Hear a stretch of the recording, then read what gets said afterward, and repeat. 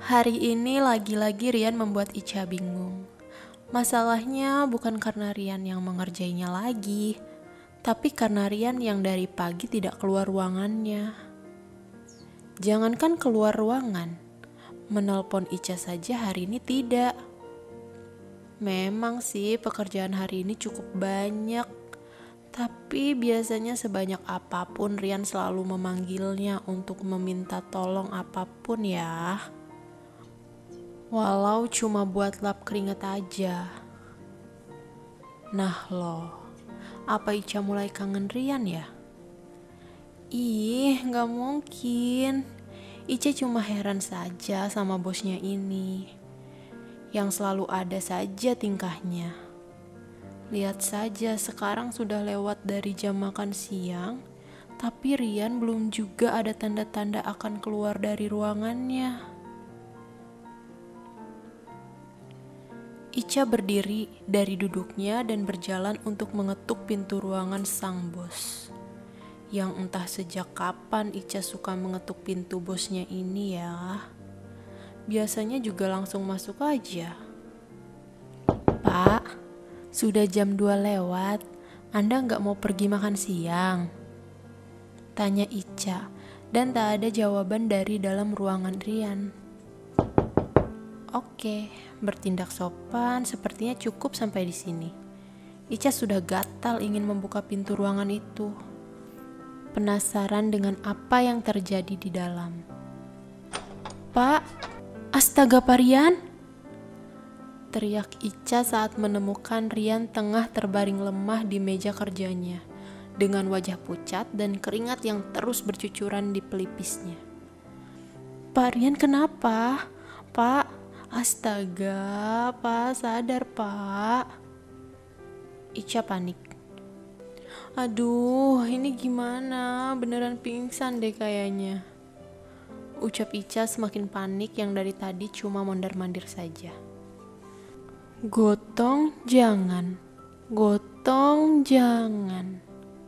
Ucap Ica sambil muterin meja Rian. Kalau jangan, ya kasihan, gini-gini juga bos Ica. Ya udah deh, gotong aja. Tapi kalau gotong gak kuat. Ya ampun, gimana ini? Ica makin kebingungan. Pada akhirnya, walaupun berat, tapi Ica benar-benar coba buat angkat Rian juga. Setidaknya sampai Rian terbaring di sofa. Berat banget sih. Pasti nih orang dosanya banyak banget deh. Gerutu Ica ketika membopong tubuh Rian ke sofa.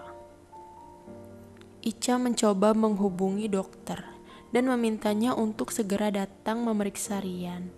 Karena Ica sudah lama bekerja dengan Bu Risma, makanya Ica sudah tahu harus menghubungi siapa. Karena keluarga Rian punya satu dokter pribadi. Sebelum dokter Vincent datang, Ica juga sempat menghubungi David teman Rian, meminta bantuannya untuk membuat Rian sadar. Dan benar saja Rian sadar tepat sebelum dokter Vincent datang. Ica mencoba memberikan air teh hangat yang sudah dibawanya dari pantry. Walaupun sudah sadar, wajah Rian masih terlihat pucat. Bahkan tangannya pun terlihat sedikit gemeteran. Untung saja dokter Vincent langsung datang menangani Rian dengan cepat. Kapan terakhir kamu makan? Ucap dokter Vincent ketika selesai memeriksa Rian. Kemarin. Sekali. Tebak dokter yang dijawab dengan anggukan oleh Rian. Kamu lembur tiap malam. Sudah 3 hari berturut-turut. Rian, kamu tahu punya riwayat mah, tapi kamu makan gak pernah dijaga. Saya tebak pasti selama 3 hari ini kamu cuma makan sekali, iya kan? Rian diam tak menjawab, dan semua tebakan dokter Vincent benar. Sekretarisnya mana?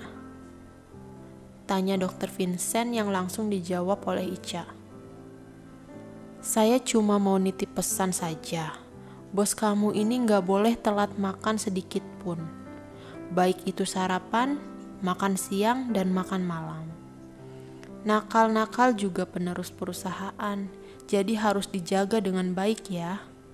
Walaupun dirinya sendiri gak pernah mau jaga diri, ucap Dokter Vincent.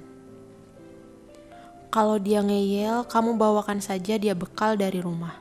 Masalahnya mahnya Rian ini sudah lumayan parah, jadi pola makannya harus dijaga, lanjut Dokter Vincent.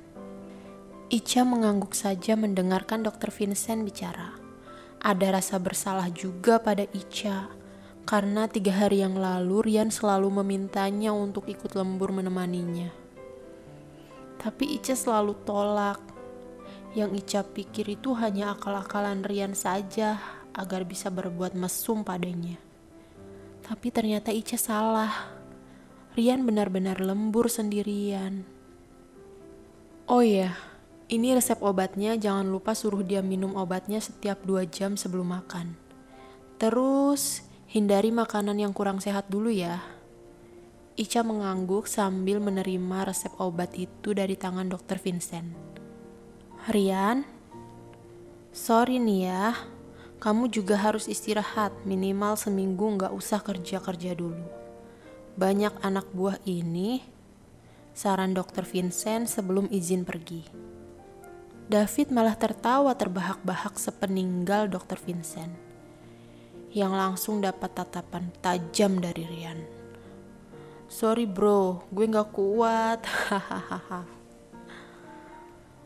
Lo tuh ya, udah buat semua orang panik. Kirain sakit serius, ternyata sakit mah. Penyakitnya orang miskin itu, ledek Rian. Daripada lo ngomel, sana tebus obat gue. Titah Rian memberikan resep obatnya pada David yang semula berada di tangan Ica. Sama aku aja. Tawar Ica tidak enak pada David.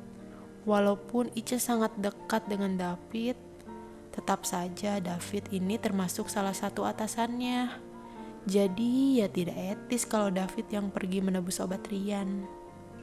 Kamu di sini aja, saya kan belum makan, ucap Rian manja.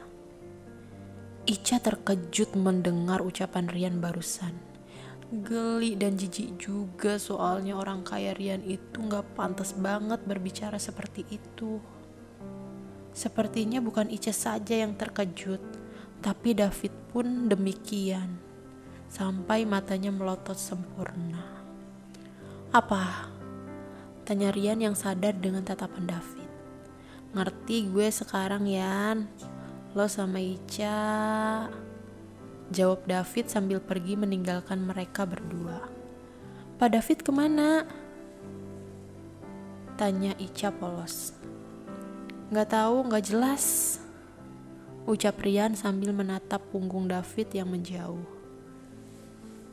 Rian tersadar kalau sekarang tinggal mereka berdua di ruangan ini. Langsung berakting lemas lagi. Ya, walaupun sebenarnya badan Rian memang masih lemas. Pak Rian mau makan apa? Tanya Ica ketika dia menyadari Rian yang terlihat lemas lagi. Rian tersenyum tipis. Dia meraih tangan Ica agar tubuh Ica mendekat padanya. Mau, bisikan Rian tepat di telinga Ica.